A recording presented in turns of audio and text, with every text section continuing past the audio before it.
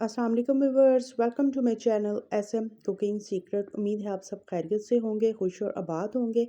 आज हम बनाने जा रहे हैं बहुत ही मज़ेदार और इंटरेस्टिंग सा डेज़र्ट बनाएंगे। रेसिपी को करते हैं स्टार्ट।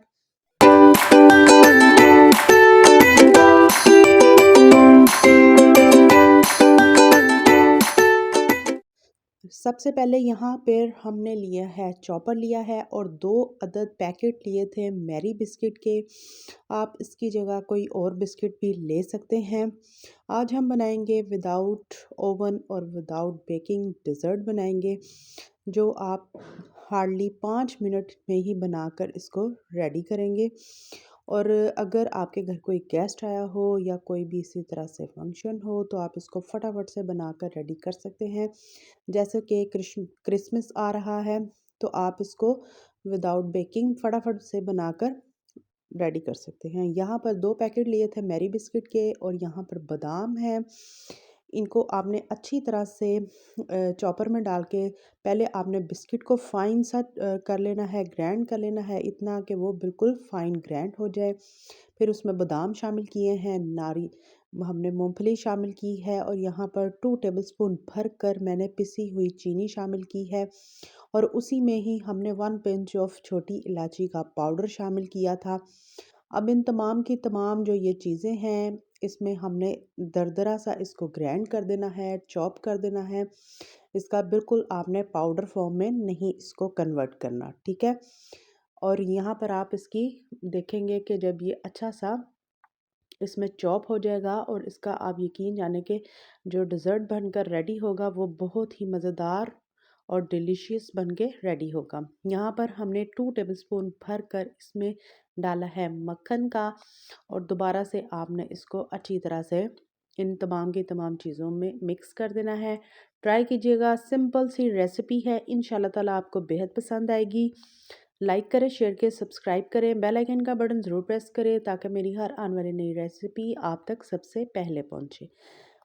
यहाँ पर हमने इसलिए आज विदाउट ओवन और बेकिंग हर चीज़ को रेडी किया है कि पका पका कर इंसान बहुत ज़्यादा तंग हो जाता है, तो क्यों ना आज ऐसी मीठे को हम ज़बरदस्त सा बनाएं ताकि ना ही हमें पकाने में मुश्किल हो, ना ही बेकिंग में मुश्किल हो और इजीली चंद मिनटों में ही बनकर रेडी हो जाए। यहाँ पर हमने एक छोटी सी प्याली भर कर ली थी नारियल की, क्रश की हुई नारियल इसमें शामिल की है।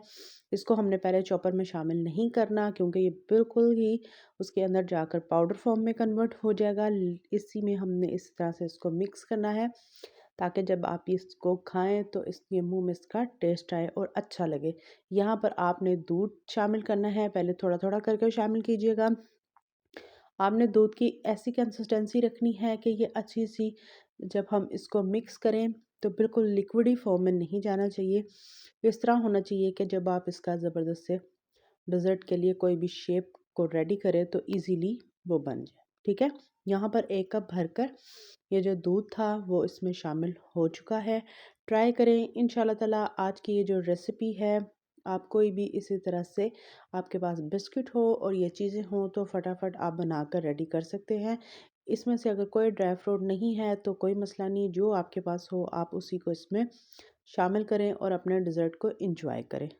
यहाँ पर आप इसको चेक कर सकते हैं। यहाँ पर ये जो हमारा बिस्किट का जो तमाम का तमाम जो हमने रेडी किया था डेज़र्ट के लिए, दो रेडी है। थोड़ी देर के लिए इसको आपने कवर करना है और स्टे देना है।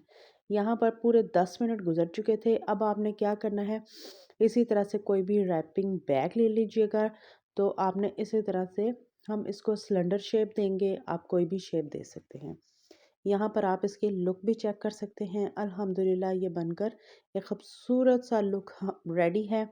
इसी तरह से तमाम का तमाम हम इसको शेप देंगे और यहाँ पर आप इसकी फाइनल लुक चेक कर सकते हैं।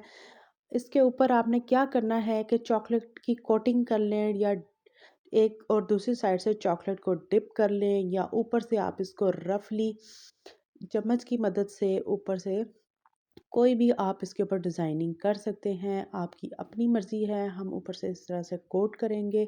यकीन जाने ये बनकर बहुत ही मज़े का रेडी हुआ है।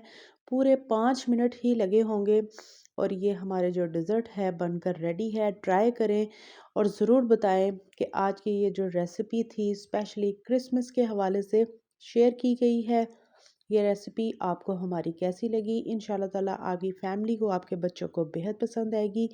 यहाँ पर आप इसकी फ़ाइनल लुक चेक कर सकते हैं। ये देखने में जितना टेस्टी लग रहा है, खाने में उतना ही मज़ेदार है। ट्राई कीजिएगा, ज़रूर बताइएगा।